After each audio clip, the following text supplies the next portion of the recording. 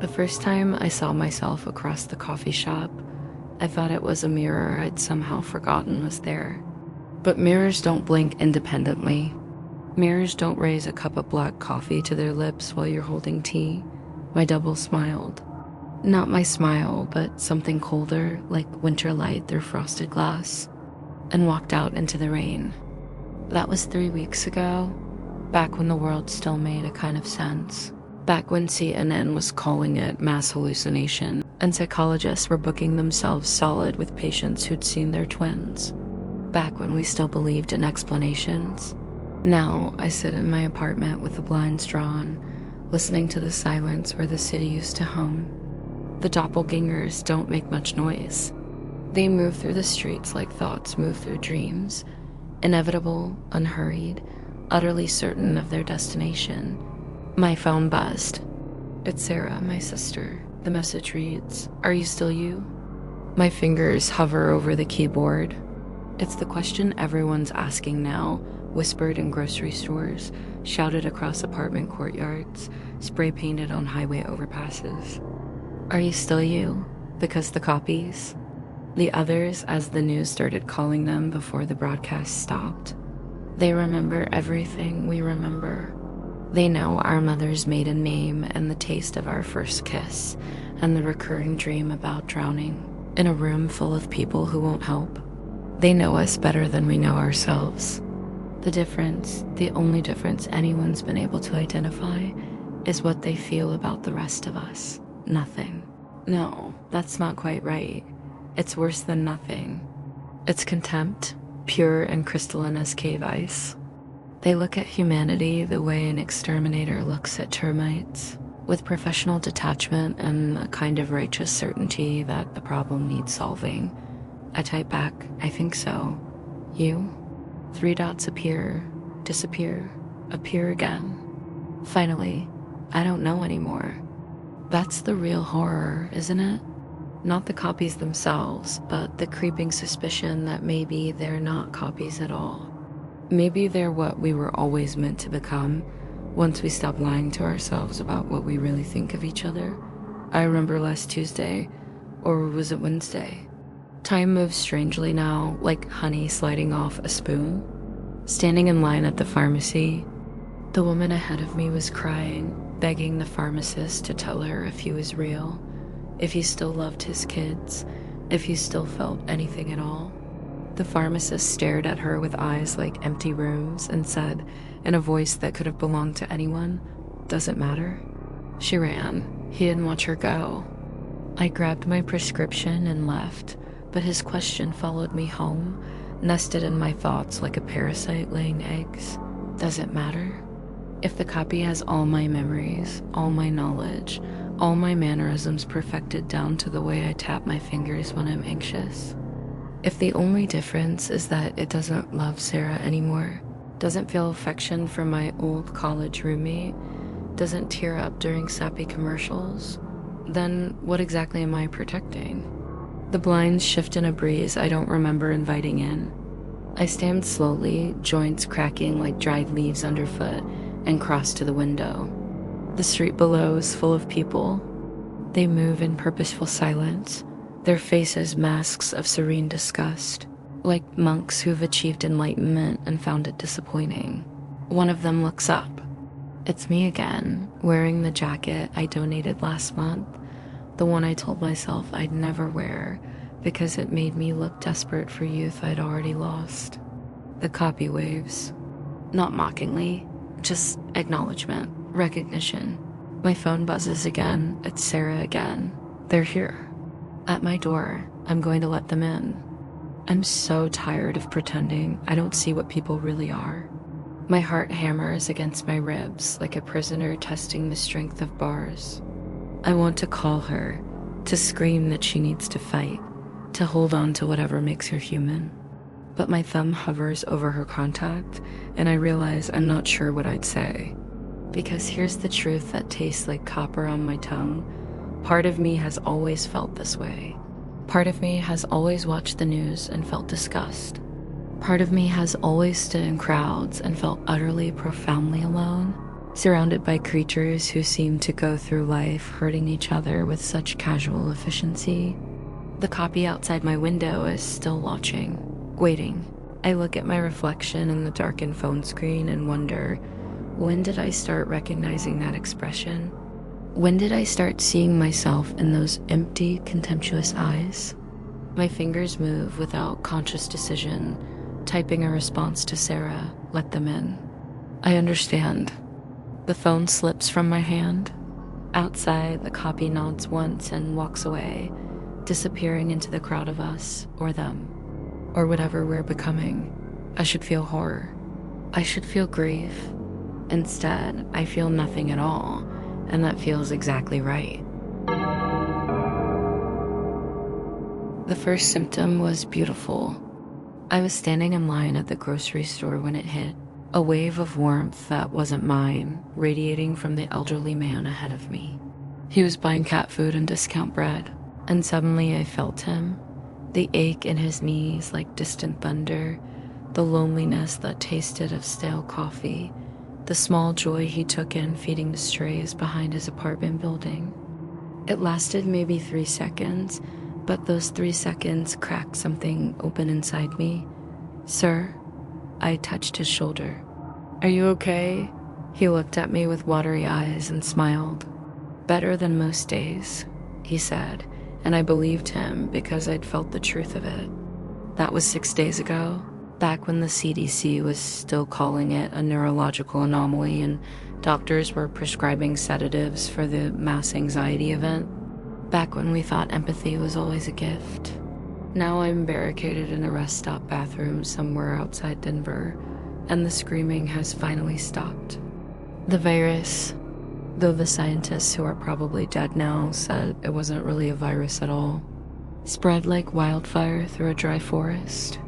Within 72 hours, half the population could feel what everyone around them felt. Not just emotions, but everything. The casual cruelty of a teenager mocking a classmate. The vindictive pleasure a boss took in denying someone's vacation request. The hollow satisfaction of gossip, sharp as broken glass.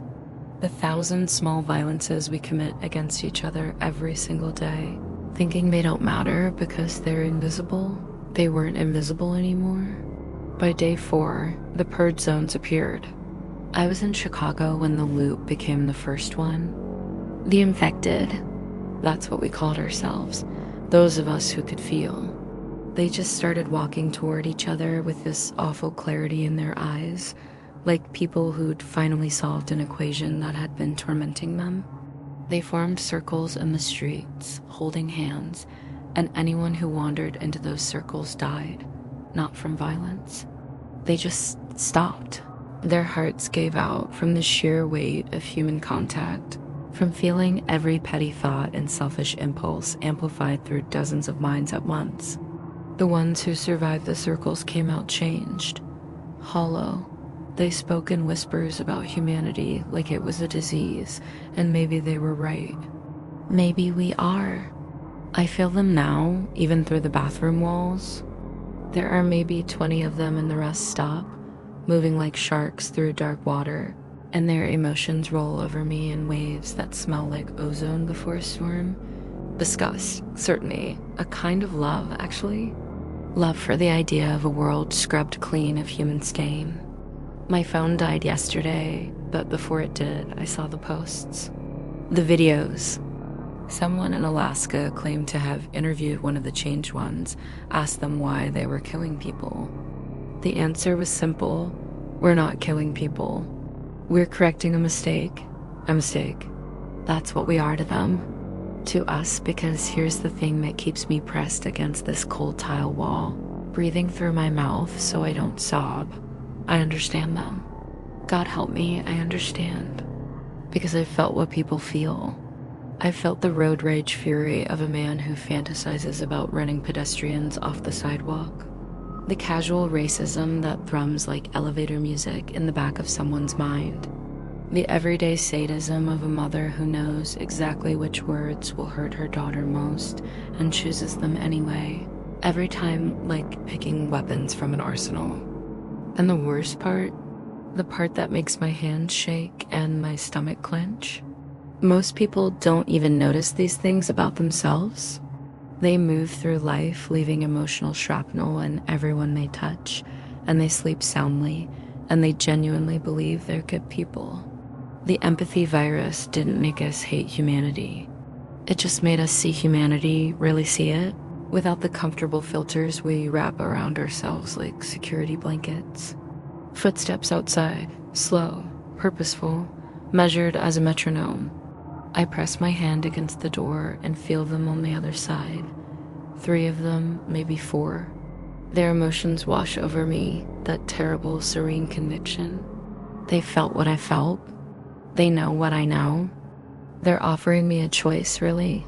Join the purge zones and become like them, cleansed of the burden of caring about a species that doesn't deserve it.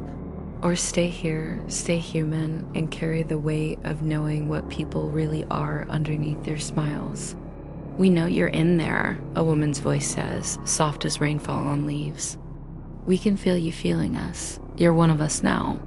You understand. I do understand. That's the horror of it. My hand moves to the lock.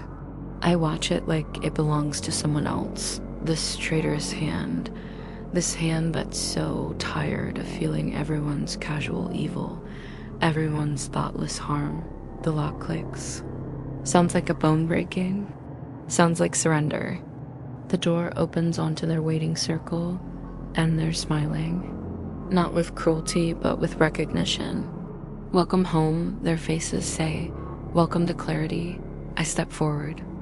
Somewhere deep beneath our feet, in the mantle of the earth, where stone becomes liquid and pressure transforms matter into new forms, something vast and patient and utterly inhuman feels our species turning against itself and knows its immune system is finally working. The cure for humanity, it turns out, is humanity itself. Dr. Elena Matthews found the letters in a storage unit that smelled of old paper and secrets kept too long. 23 wooden boxes, each containing correspondence spanning decades, each addressed to members of something called the Correspondence Society. The estate lawyer had been apologetic. The previous tenant had no living relatives, no forwarding address, just a stipulation that the contents be reviewed by someone who studies the written word. Elena was that someone. A professor of epistolary literature, she'd made her career analyzing historical letters like archaeologists analyze pottery shards. She'd expected love letters, maybe, or business correspondence, revolutionary manifestos at best. What she found was something else entirely. The first letter, dated 1847, was written in careful copperplate script. My dear correspondent, I write to you as one who has finally seen humanity for what it truly is. A grotesque parade of selfishness masquerading as society. Today I witnessed a mother strike her child for the crime of hunger. I felt nothing but relief that I shall never meet you, never see your face, never have my clarity contaminated by the base reality of human presence. Yours, in solitude, J.M. Elena's coffee went cold as she read. The letters continued chronologically, different members joining across the years. 1852, 1873, 1891, 1903. Each new correspondent discovered the society through mysterious means, always accepting the single rule, never meet in person. Physical human contact, they insisted, would destroy the purity of their understanding. They wrote to each other like monks corresponding from separate monasteries, documenting humanity's failures with the precision of naturalists cataloging insects. A member called R.W. described watching a man steal from a blind beggar. Another, MS, detailed the casual cruelty of gossip overheard at a funeral. The observations accumulated like sediment, layer upon layer, until Elena felt she was reading an indictment of the entire species. But it was the handwriting that made her hands tremble. She noticed it gradually, the way you notice the sun setting, imperceptibly at first, then all at once. The different correspondents writing decades apart in different cities across America and Europe. Their scripts were converging. JM's copperplate from 1847 slowly shifted towards something more angular. By 1920, RW's flowing cursive had tightened into sharp, uniform strokes. By 1970, all the letters looked like they'd been written by the same hand. Elena spread them across her apartment floor in chronological order, a river of paper flowing through her living room like a timeline of gathering darkness. The progression was undeniable. Different inks, different paper stocks, different postmarks. But by the 1990s, the handwriting was identical. She should have stopped reading then, should have boxed them up and donated them to a university archive and walked away. But epistolary scholars are cursed with the same compulsion that kills cats, curiosity that tastes like copper on the tongue. The most recent letters were dated within the last 5 years. A member called TK described the society's true purpose. We do not recruit. We reveal. Each letter is a seed, each reading a germination. You think you're studying us, but you're joining us. You think you're external, but you've already begun. Elena's breath caught. She looked at her own reflection in the darkened window. Her apartment had grown dim without her noticing, shadows pooling in corners like spilled ink. When had that happened? She turned to the final box. Inside, a single envelope, addressed in handwriting that made her stomach drop like a stone down a well. It was her own. The letter inside was dated tomorrow. She recognized the paper. The expensive linen stock she kept in her desk drawer. She recognized the pen strokes, the way she looped her G's and crossed her T's with that slight leftward slant. Dear correspondent, today I completed my review of the Society's archives. I understand now what you've all been trying to tell me. Humanity is a failed experiment, a cancer of consciousness that spreads suffering wherever it takes root. I see it in every interaction, every news broadcast, every casual cruelty we normalize and excuse. I will never meet any of you in person. I will maintain the purity of this distance. I will continue our work of documentation, of bearing witness to humanity's systematic degradation of itself. I'm writing this to confirm my acceptance.